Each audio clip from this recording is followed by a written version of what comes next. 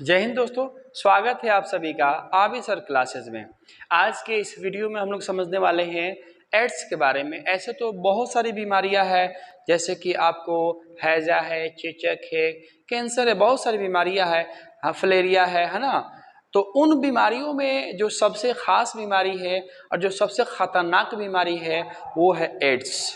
क्या है? एड्स। यह जो बीमारी है ये वायरस जनित बीमारी है, यानी वायरस से होने वाला यह बीमारी है। HIV वायरस से यह बीमारी होता है। जब यह बीमारी हो जाती है किसी व्यक्ति को तो समझ लीजिए कि उसके शरीर के जो रोग रोधी क्षमता होती है वो धीरे धीरे समाप्त हो जाती है। शरीर की रोग रोधी क्षमता समाप्त हो जाती है। उसका जो WBC होता है वो धीरे धीरे क्षति होने लगता है और WBC में जो T लिम्फोसाइट होती है ना, वही धीरे धीरे खत्म होने लगती है। आइए अब हम लोग समझते हैं इस बीमारी के बारे में। कहा जाता है कि ये जो बीमारी होती है ना, इसका पता सबसे पहले 1981 में लगी थी और यह अफ्रीका से फैली हुई थी, क्योंकि अफ्रीका में सबसे पहले मनुष्य जन्म लिए थे और वहीं से मनुष्यों का उद्गम हुआ था। वहीं वहाँ पर जो मनुष्य थे बंदर के जैसे थे और जो बंदर थे एक दूसरे से लैंगिक संबंध बनाते थे, है ना, सेक्सुअल रिलेशन बनाते थे, जिसकी वजह से ये बीमारी उन लोगों में धीरे धीरे फैलने लगी और उसके बाद से पूरे विश्व में यह बीमारी फैल गई। अब तक 2,50,00,000 लोगों की मृत्यु इस बीमारी से हो चुकी है। ज़्यादातर आप देखते हैं कि जो टूरिस्ट प्लेस होता है, जैसे कि आप देख लो गोवा बीच हो गया, केरला हो गया, उन जगहों पर यह बीमारी बहुत ज़्यादा फैलती है।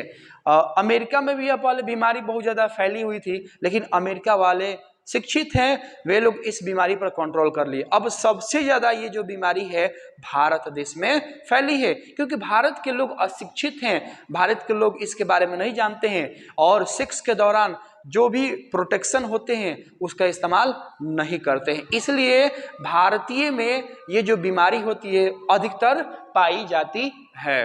अब हम लोग समझते हैं इसके लक्षण कि कैसे पता चलेगा कि HIV एड्स हो चुका है। तो चलिए समझते हैं सबसे पहला लक्षण कि अधिक दिनों तक बार बार पेट का खराब होना। अगर आपका पेट अधिक दिनों तक बार बार खराब रहता है, जैसे कभी पेट में दर्द हो गया, कभी पेट लूज मोशन हो गया, है ना, तो समझिए कि आपको डॉक्टर से मिलना चाहिए। ऐसा नहीं कि आपको एड्स हो चुका है, आपको डॉक्टर से मिलना चाहिए और उसके बारे में पता करना चाहिए कि आखिर ये क्यों हो रहा है। ठीक है। शरीर का वजन कम हो जाना, जैसे शरीर का क्या होता है, धीरे धीरे वजन कम हो जाता है। शरीर का वजन धीरे धीरे कम होते जाता है क्योंकि इसमें कमजोरियां महसूस होने लगती है, ब्लड का निर्माण धीरे धीरे कम होने लगता है। काम करने पर थकावट महसूस होना, जब व्यक्ति काम करता है तो इससे थकावट महसूस होती है। अगर सीढ़ी पर चढ़ने को कहा जाता है तो वो व्यक्ति थक जाता है। अगर 10 kg 20 kg बोझ उठाने को कहा जाता है तो वो व्यक्ति थक जाता है, काम नहीं कर पाता है। ठीक है।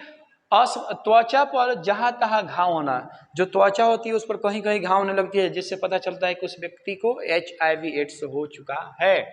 स्मरण शक्ति का कम हो जाना, धीरे धीरे क्या होता है, स्मरण शक्ति, आप कोई चीज याद करते हैं तो आपको जल्दी याद नहीं हो पाता है, याद हो भी जाती है तो आप तुरंत उसको भूल जाते हैं। हमेशा बुखार रहना, आपके शरीर में क्या होता है, हमेशा बुखार रहता है। तो ये कुछ लक्षण हैं HIV एड्स के, कि अगर ये लक्षण पाए जाते हैं तो आपको तुरंत डॉक्टर से मिलना चाहिए और इसके बारे में जांच पड़ताल करनी चाहिए और इसका इलाज करवाना चाहिए। अब प्रसारण, आखिर ये जो HIV एड्स होता है ये किससे फैलता है, तो सबसे पहला है संभोग, सेक्सुअल जो रिलेशनशिप होते हैं, सेक्सुअल रिलेशनशिप के द्वारा यह बीमारी फैलती है। यानी अनैतिक संबंध बनाते हैं, जिससे संबंध नहीं बनाना चाहिए उससे संबंध बनाते हैं। और मैं आपको बता देता हूं कि सेक्सुअल रिलेशन जब होती है तो उस समय सबसे ज्यादा HIV वायरस एक दूसरे में ट्रांसफर होते हैं और यह बीमारी हो जाती है।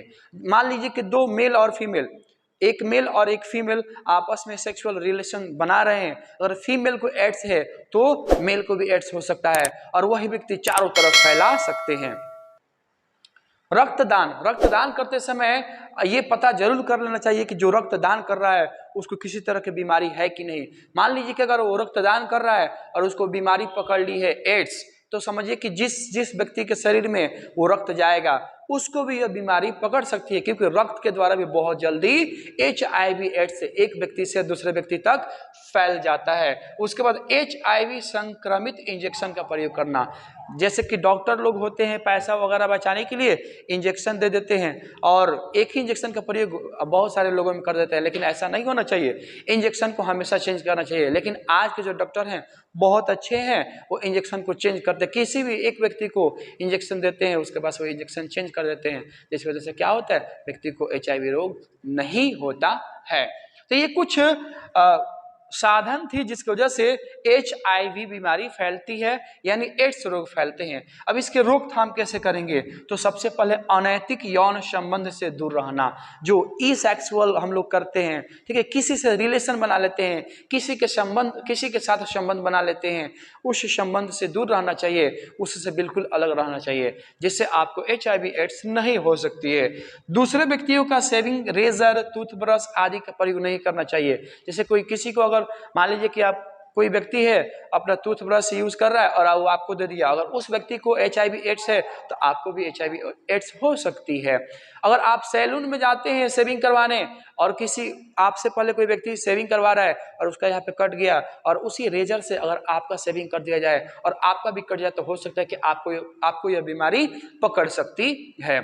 किसी के बर्तन में आप खा लेते हैं, जिसको HIV एड्स हुआ है उसके बर्तन में खा लेते हैं, उसके भाप को ले लेते हैं, इस तरीके से अपने अंदर ले लेते हैं, तो समझिए कि आपको भी ये बीमारी हो सकती है। इसलिए हमेशा सावधान रहें, सतर्क रहें और इन बीमारियों से बचे, अनैतिक संबंधों से बचे। सबसे इंपॉर्टेंट है, मैथुन के समय कंडोम का प्रयोग करें। जब भी आप सेक्सुअल रिलेशनशिप बनाते हैं, एक प्रेप करके दवा आती है, प्रेप करके दवा खाने से क्या होता है कि जो लिम्फोसाइट होते हैं ना, उसके चारों तरफ एक आवरण बन जाता है, जिसकी वजह से HIV उसे संक्रमित नहीं कर पाता है और व्यक्ति को एड्स बीमारी नहीं होती है। अगर आप चाहते हैं कि आपको HIV एड्स नहीं हो, तो मैंने जितना भी चीज बताया है उन सारे चीजों को फॉलो करें और आपको कभी भी HIV एड्स नहीं हो सकता है। देखिए, आपको अगर HIV एड्स हो सकता है तो हो जाए, देखिए अगर आपको HIV एड्स हो जाए तो समझिए कि आपके परिवार वाले को भी हो जाएगा।